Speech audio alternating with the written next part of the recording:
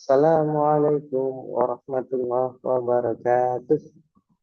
Alhamdulillahirrabbilalamin. Pada kesempatan kali ini kita akan melanjutkan bagian peluang kejadian majmuk, yaitu aturan perkalian. Sebelum Ustaz lanjutkan, Ustaz tanyakan kabarnya anak-anak Ustaz, semuanya sehat semua?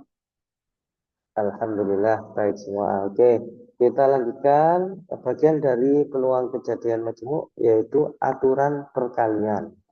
Kenapa kok dinamakan aturan perkalian? Nah, nanti kita akan kupas konsepnya seperti apa.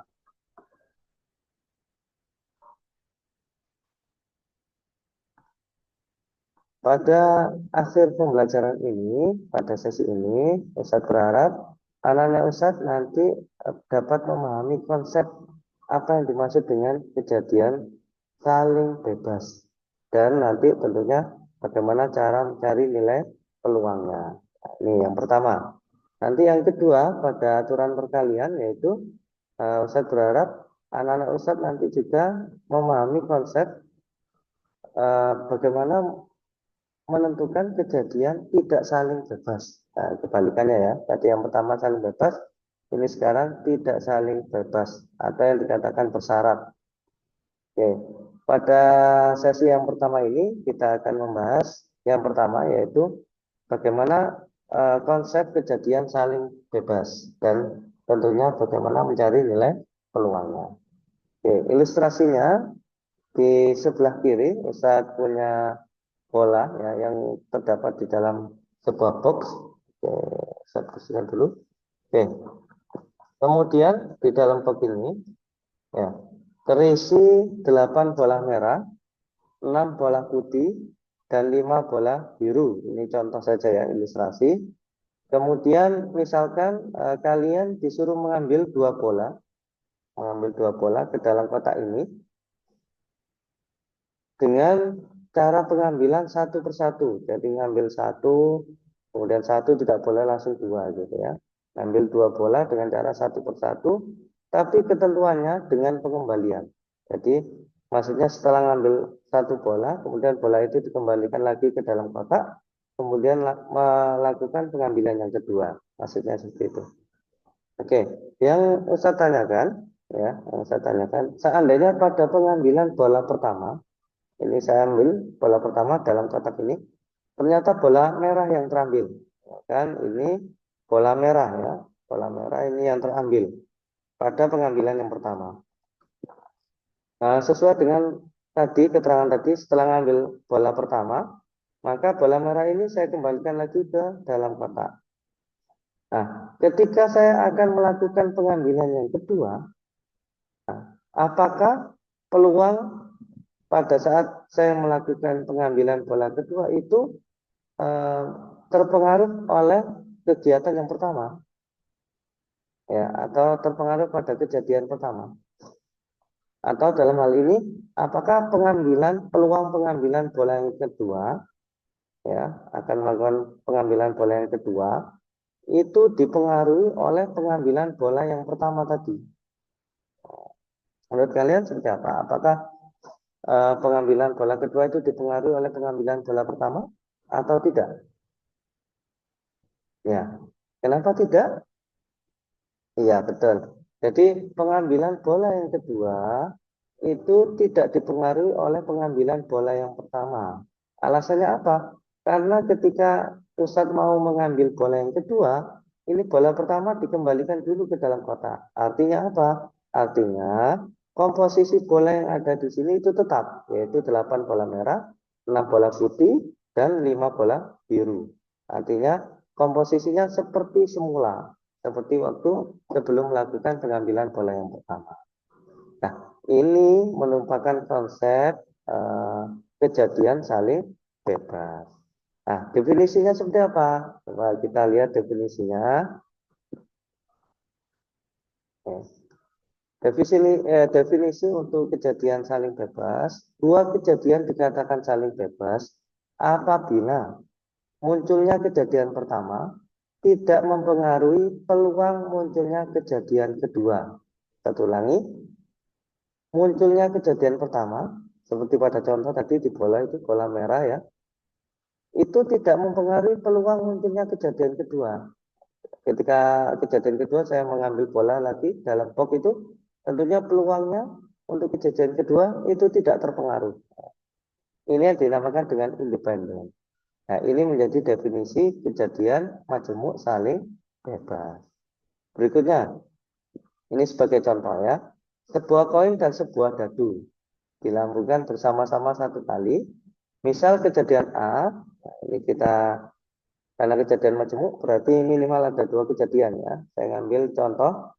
Ini kejadian pertama, kita beri nama kejadian A, menyatakan muncul sisi gambar pada koin. Nah, contohnya seperti ini. Nah, muncul gambar pada koin. Kemudian kejadian B atau kejadian yang kedua, munculnya angka ganjil pada dadu. Angka ganjil pada dadu. Contohnya ini kita buat ruang sampelnya. Nah, ruang sampelnya. Nah, ini ruang sampelnya. Ini adalah ruang sampel satu dadu dan satu koin. Nah, ini koin. Kalau tidak angka ya gambar. Kalau dadu berarti 1, 2, 3, 4, 5, 6. Ini adalah keseluruhan untuk ruang sampel. Ya. Oke, kita coba untuk mengerjakan. Bagaimana menentukan peluang kejadian muncul sisi gambar pada koin dan kejadian muncul angka ganjil pada dadu. Ya. Oke, kita lanjut untuk slide berikutnya. Nah, ini tadi kejadian A, ya, saya tulis kembali supaya tidak lupa. Kejadian A tadi adalah kejadian muncul apa tadi? Muncul gambar, ya, muncul gambar. Kalau B tadi adalah kejadian muncul angka ganjil, ya, angka ganjil pada dadu. Ya. Sehingga kalau ini Ustadz gabung, muncul gambar dan ganjil, maka kita di dalam ruang sampel ini kita dapatkan yang Ustadz blok warna biru ini, yaitu G1, G3, dan G5. Ya. Sehingga Ustadz punya 3. Ya. Dari sini coba kita jabarkan S-nya, kita tahu. Ini saya hapus dulu. S-nya yaitu ruang sampelnya ada A1, A2, A3 sampai G6 ya. Tentunya kita punya banyaknya ruang sampel 12. Kemudian nah, untuk irisan atau kejadian A dan B ya, irisan dari kejadian A dan B atau kejadian muncul gambar pada koin dan angka ganjil pada dadu, kita mendapatkan G1, G2 dan G3. Secara otomatis kita punya banyaknya kejadian muncul gambar pada koin dan muncul angka ganjil pada dadu, itu ada 3 ya.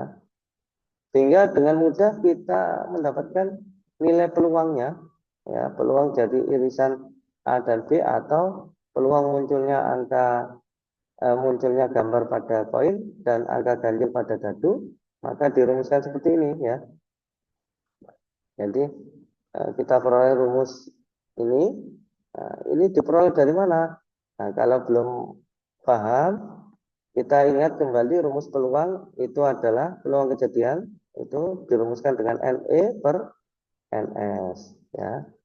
Ini rumus umum pada peluang.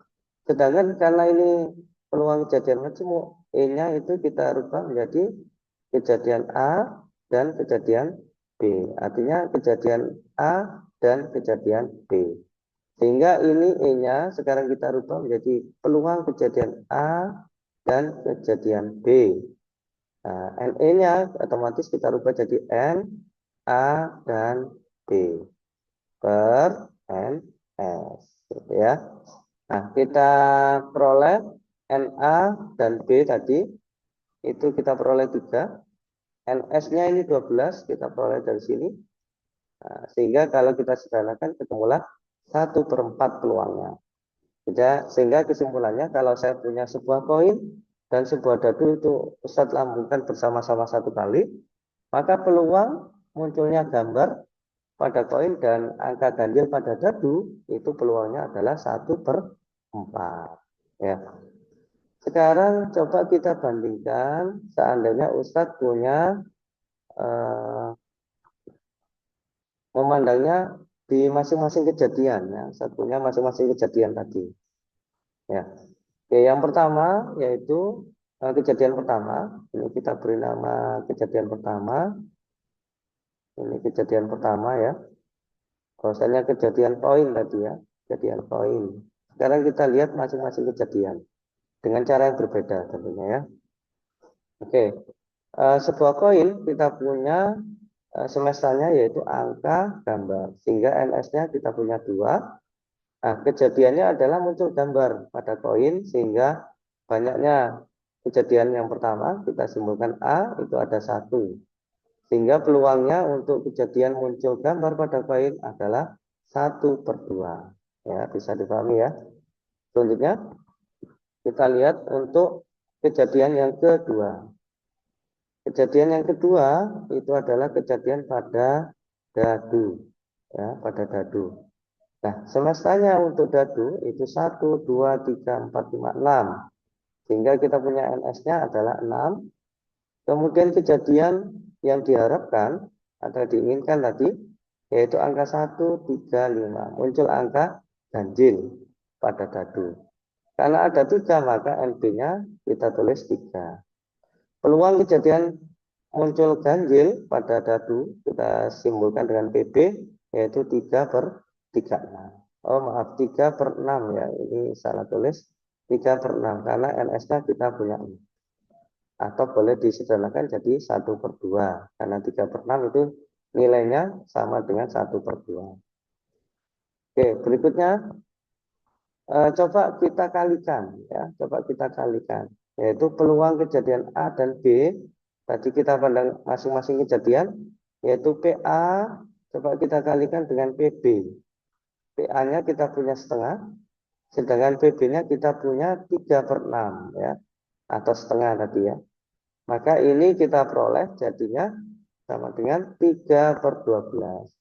3/12 kalau masing-masing Ustadz bagi 3, maka akan kita peroleh 1/4 ya. Ternyata kalau dengan kita mengalihkan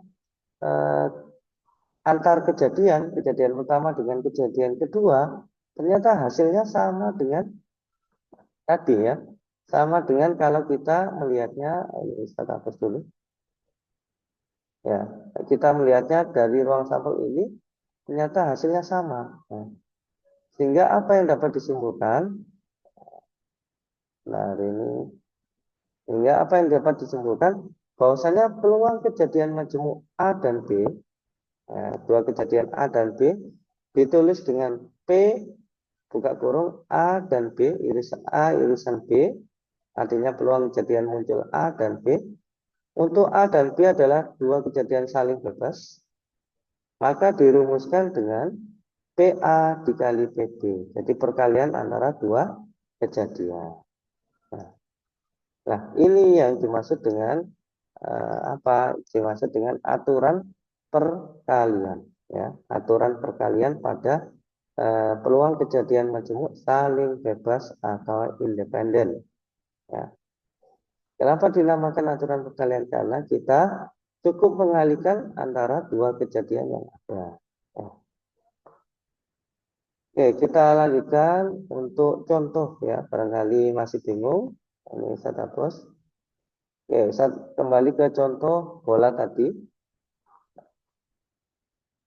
Sebuah bola ya terdiri dari 8 bola merah, 6 bola putih, dan 5 bola biru. Oke, ini dalam box ya. Saya ilustrasikan supaya lebih mudah. Ini kumpulan dari bola merah ada 8. Kemudian warna putih itu ada 6. Kumpulan warna biru itu ada 5. Ini saya ilustrasikan aja ya ke dalam seperti ini supaya mudah. Akan diambil dua bola satu persatu dengan pengembalian. Tentukan peluang terambilnya bola merah pada pengambilan bola pertama dan pengambilan bola putih ya, dan bola putih pada pengambilan bola kedua. Sehingga ini contoh kejadian majemuk. Kejadian A itu adalah terambilnya bola merah. Nah, ini merah gitu ya. Nah, peluangnya berapa? Peluang terambilnya bola merah adalah Karena di sini bola merah ada 8, maka peluangnya Na per Ns-nya, ini peluang ya, peluang kejadian A, maka Na-nya tadi kita punya 8, terambilnya bola merah, Ns-nya keseluruhan bola yang di dalam kotak ini ada 19. Sehingga peluang terambilnya bola merah adalah 8 per 19. Sekarang kita lihat untuk kejadian yang kedua. Kejadian kedua itu terambilnya bola putih. Bola putih. Nah, maka peluang yang kedua terambilnya bola putih berarti NB per NS. Ingat sekali lagi, setelah ngambil bola merah, kemudian bola merah itu dikembalikan lagi dalam kotak. Artinya apa? Komposisi bola, ya, jumlah bola yang terdapat dalam kotak ini tidak berubah, ya. Sehingga NB-nya terambil bola putih, putihnya ada 6, maka 6 per seluruhnya ada 19. Nah, berdasarkan rumus aturan perkalian untuk kejadian majemuk saling bebas, maka kita peroleh peluang kejadian A dan B adalah peluang kejadian A kita kalikan dengan peluang kejadian B. Ya. Peluang terambilnya bola merah pada kejadian pertama dan bola putih pada kejadian kedua kita peroleh 8 per 19 dikalikan dengan 6 per 19. Sehingga kita peroleh menjadi 48 per 361. Nah, ini kalau kita bikin desimal ketemu 0,13. Atau kalau dibuat persentase menjadi 13%. Nah, jadi kalau ada pertanyaan, tentukan peluang terambilnya bola merah pada pengambilan bola pertama dan bola putih pada pengambilan bola kedua, maka kita hanya mendapati peluangnya adalah 13%. Oke, bisa dipahami ya anak-anak Ustaz untuk apa kejadian yang pertama ini, yaitu kejadian majemuk saling bebas. Untuk selanjutnya di pertemuan berikutnya kita akan membahas bagaimana menentukan peluang kejadian majemuk tidak saling bebas, ya, atau bersyarat. Nah, itu di pertemuan berikutnya. Sampai jumpa di pertemuan selanjutnya. Assalamualaikum warahmatullahi wabarakatuh.